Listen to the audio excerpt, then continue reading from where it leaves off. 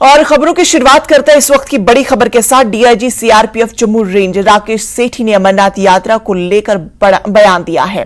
राकेश सेठी ने कहा कि हर बार की तरह इस बार भी सीआरपीएफ अमरनाथ यात्रा के लिए तैयार है। डीआईजी ने सांबा में न्यूज से बात करते हुए ये बातें कही। प्रत्येक वर्ष केंद्रीय रिजर्व पुलिस बल अमरनाथ यात्रा में बहुत ही अच्छा सहयोग स्टेट पुलिस को, एडमिनिस्ट्रेशन को प्रदान करती है।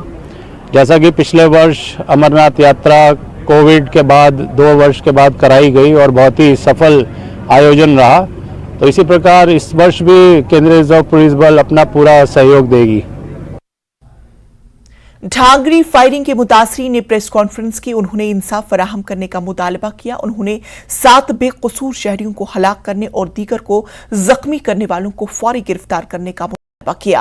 उन्होंने बताया कि डीजीपी दिलबाग सिंह ने कहा है कि ढांगरी कत्ल में पाकिस्तानी मिलिटेंट शामिल हैं। ढांगरी कत्ल के लवाकी ने डीजीपी के बयान पर कहा कि पाकिस्तानी मिलिटेंट कत्ल के बाद कहां जाते हैं। उन्होंने इंसाफ नहीं मिलने पर हुकूमत की जानिब से दी गई हर किस्म की माली इमदाद और सरकारी मुलाजमतें वापस करने का इंतबाह किया। लक्ष्य यहां आने का कि हमें बस इंसाफ चाहिए।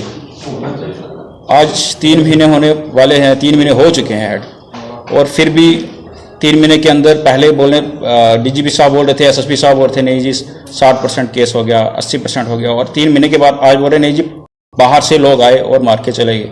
3 महीने से बेवकूफ़ बनाया हुआ आपने। आज केस यहाँ पहुँच रहा है, आज केस वहाँ पहुँच रहा है। ठीक है, केस 80% से अब 0 पे आ गया। 80% से 100 पे जाना चाहिए, 90 पे जाना चाहिए, 0 पे कैसे आ गया? बाहर से आए मार के चले गए।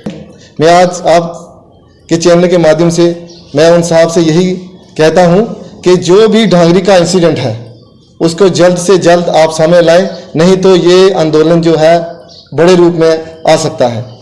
पहले तो मैं आपको ये बताता चलूं, आज जितनी भी विक्टिम फैमिलीज के हमारे साथ जो लोग आए हुए हैं उनकी सीधी सी बात है, जो भी रिलीफ, जो भी असिस्टेंस जो दिए गए थे वो सभी हम वापस करने जा रहे हैं।